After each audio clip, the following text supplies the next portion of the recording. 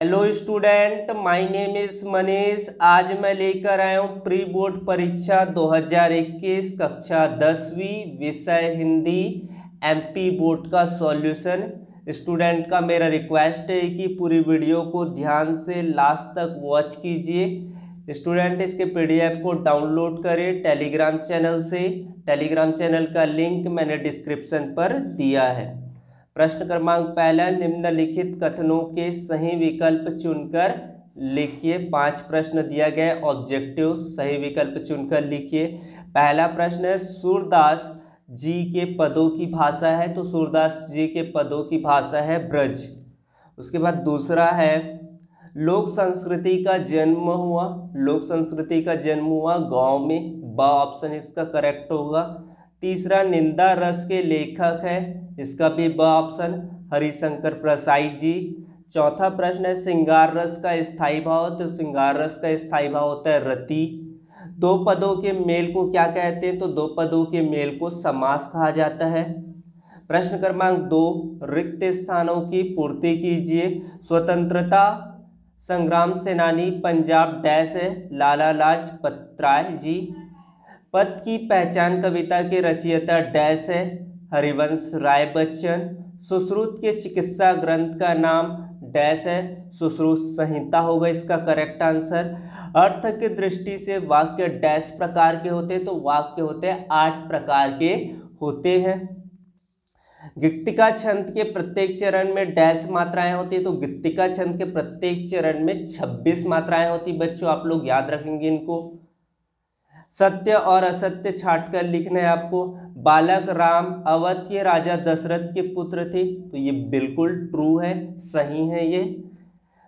स्वामी रामतीर्थ एक बार जापान गए थे, ये भी आपका क्या है, सत्य होगा। निंदक समाज में सम्मान के पात्र होता है, ये कथन क्या है बच्चों, असत्य होगा। जिसे जीता ना जा सके उसे विजयी कहते हैं, गलत।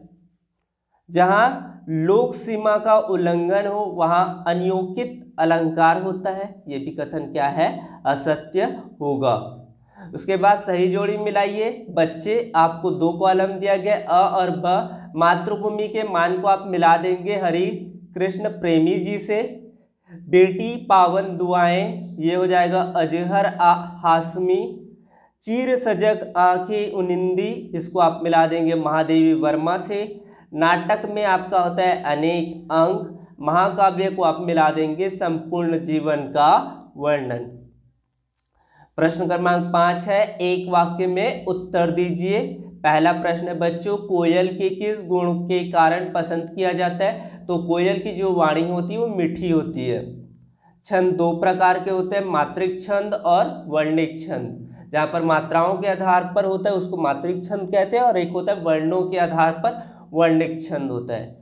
भगनी निवेदिता का मूल नाम क्या है, भगनी निवेदिता का मूल नाम मार्गरेट है, था। चौथा प्रश्न है, जगन्नाथ संधि का विच्छेद कीजिए। जगद्धन नाथ होगा और ये व्यंजन संधि है। 2 महाकाव्यों के नाम लिखिए, तो 2 महाकाव्य आपका क्या है, साकेत और कामायनी। कुब्जा कौन थी, उसका उद्धार कैसे हुआ। आप लोग बहुत दिनों से ये स्टोरी सुनते आ रहे हैं, कृष्ण महाभारत की स्टोरी में चलता है कि कुब्जा कौन थी और उसका उद्धार कैसे हुआ। कुब्जा कंस की नौकरानी थी। उसका काम कंस को नित्य माथे पर चंदन लगाना होता था। जब कृष्ण मथुरा में पहुंचे तो सबसे पहले कुब्जा का ही सामना हुआ। भगवान श्री कृष्ण ने कुब्जा के कुप पर हाथ रखा तो वह अनुपम सुंदरी बनकर उसका उद्धार हो पाए। आपको समझ में आ गया होगा। कृष्ण के कुंडलों की आकृति कैसी है, तो श्री कृष्ण के वो जो कुंडलों की जो आकृति मछली जैसी है। उसके बाद 8वां प्रश्न है, हिमालय की झीलों में कवि नागार्जुन जी ने किसे तैरते देखा।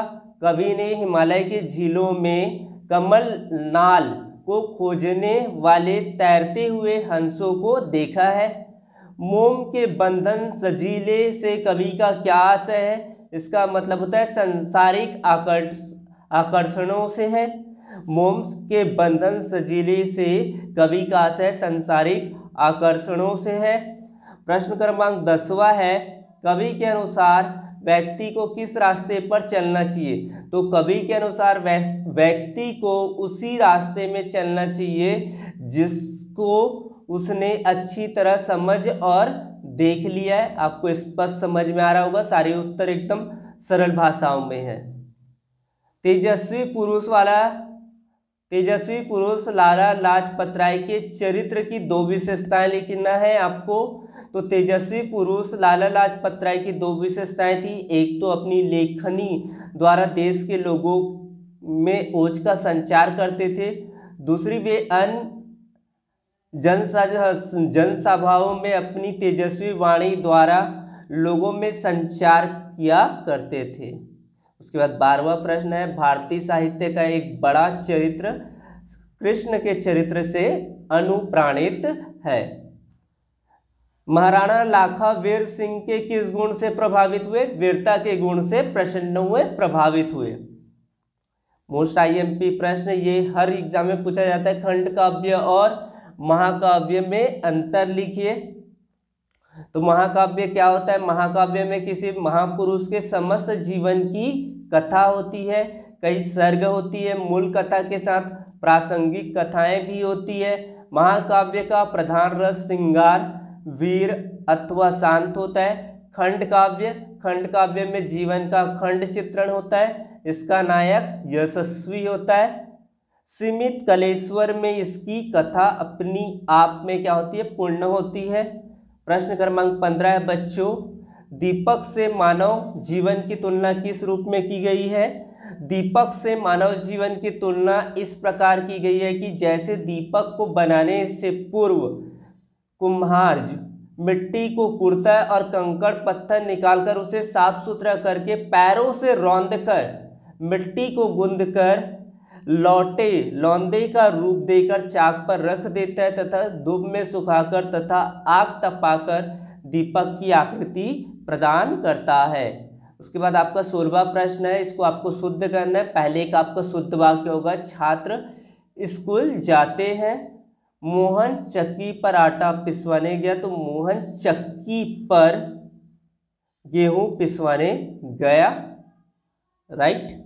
उसके बाद आपका है 17वां प्रश्न, सुश्रुत संहिता पर आपको टिप्पणी बताना है, लिखना है उसके परिचय को। सुश्रुत संहिता में शल्य चिकित्सा, दंत चिकित्सा और अस्थि चिकित्सा का वर्णन मिलता है। सुश्रुत संहिता में 101 यंत्रों का वर्णन है। इन यंत्रों को पक्षियों व पशुओं के नाम दिए गए हैं।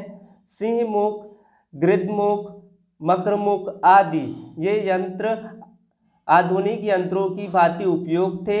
इसके अतिरिक्त 20 और भी शल्य यंत्रों का वर्णन है। इनके नाम है मंडलाय, करपत्र, मुद्रिका, बहिमुख।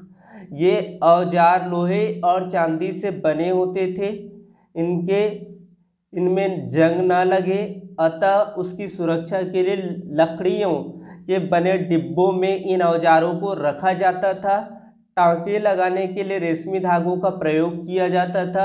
एक विशेष प्रकार की सुई का प्रयोग टांके लगाने के लिए होता था। सुश्रुत संहिता में शल्य चिकित्सा की अनेक प्रकार की जानकारी दी गई है। 18वां प्रश्न है, संधि विच्छेद लिखना है। सदाचार, तो इसका होता है सत्य धन आचार यानी कि व्यंजन संधि। जगदीश, जगत धनेश, ये भी आपका व्यंजन संधि होगा। विद्यालय, विद्याधन, आलय स्वर संधि है, दीर्घ स्वर संधि होगा। वक्रोक्तित अलंकार की परिभाषा और उदाहरण लिख ले। तो वक्रोक्तित अलंकार क्या होता है? जहाँ किसी उक्ति अर्थ जानते हुए कहने के आशय भिन्न लिया जाए, वहाँ पर वक्रोक्तित अलंकार होता है। जैसे कौन तुम है घनश्याम, हम तो बरस शोकित जाए। यहाँ राधा ने घनश्याम का अर्थ जानते हुए श्री कृष्ण न लगाकर बादल लिया है, यहाँ वक्रोक्तित अलंकार है। उसके बाद है छायावाद की विशेषताएं और आवश्यकताएं। तो ये आप देख रहे हैं स्पष्ट पॉइंटों पर लिखा हुआ है। छायावादी काव्य में कल्पना की प्रधानता होती है, प्रेम और सौंदर्य की व्यंजना होती है, आपकी छंदों और अलंकारों का नवीनतम प्रयोग किया गया है। जीवनी और आत्मकथा में आपको 4 अंतर लिखना है। ये सारा चीज़ आप बता सकते हैं। 4 पॉइंट मैंने लिखा है, ये पहला पॉइंट है। उसके बाद आपका चौथे पॉइंट में आत्मकथा तथा कथात्मक शैली में लिखी जाती है, जबकि जीवनी विवरणात्मक शैली में लिखी जाती है। आत्मकथा मेरी कहानी आपका जवाहरलाल नेहरू, जीवनी है आपकी कमल की सिपाही अमृतलाल की। उसके बाद आपका दूसरा पॉइंट में है जीवनी लेखन में तटस्थ रहकर लिखता है। तो ये सारी चीज़ आपको लिखना है। तुलसीदास महादेवी वर्मा की गत विशेषताओं को निम्नलिखित बिंदुओं के आधार पर करना है आपको। उनकी रचनाएं बताना है, तो 2 रचनाएं आप बता सकते हैं, रामचरितमानस और रामलाल नहछू। उसके बाद भला भाव पक्ष लिखोगे, भाव पक्ष भक्ति भावना, समन्वयकारी, रस योजना, युग चित्रण और प्रकृति चित्रण के अंतर्गत इसमें आपको भाव पक्ष में आपको दर्शा लेना है। इसका आप स्क्रीनशॉट ले सकते हैं। उसके बाद इसका कला पक्ष में आप क्या लिखेंगे, भाषा, उसकी जो भी भाषाएं हैं। तुलसीदास ने अपने काव्य में ब्रज एवं अवधी दोनों भाषाओं का प्रयोग किया है। संस्कृत के तत्सम शब्दों का भी प्रयोग हुआ है उनकी रचनाओं पर। ये सारा पॉइंट आप छंद है, साहित्य में स्थान आप लिखना है इसको। वासुदेव शरण अग्रवाल का भी उसी तरह से रचनाएं आपको बताना है। समीक्षा लिखने है, भाषा, उसकी जो भाषा है और उनकी शैली का वर्णन करना है। उनकी जो रचनाएं थी बहुत सारी है, माता भूमि, पृथ्वी पुत्र, वेद विद्या, इस प्रकार की उसने रचनाएं की है।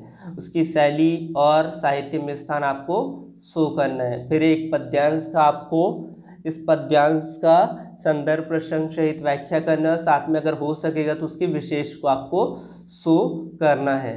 तो ये आप कविता को अच्छे से पढ़ लेंगे, संदर्भ ध्यान से लिखेंगे कौन सी चैप्टर का है, उसके बाद प्रसंग, उसके बाद उसकी व्याख्या करेंगे और विशेष को दर्शाएंगे।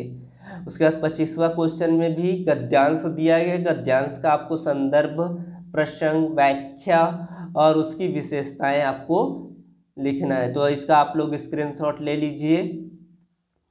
उसके बाद आपका दिया गया है उपयुक्त गद्यांश, यानी कि कुछ क्वेश्चन दिए गए हैं और इस गद्यांश को पढ़ के आपको इसके उत्तर देना है। उपयुक्त गद्यांश का शीर्षक होगा पहला सुख निरोगी काया हो जाएगा इसका टाइटल। अनमोल क्या होता है, तो मानव शरीर अनमोल है।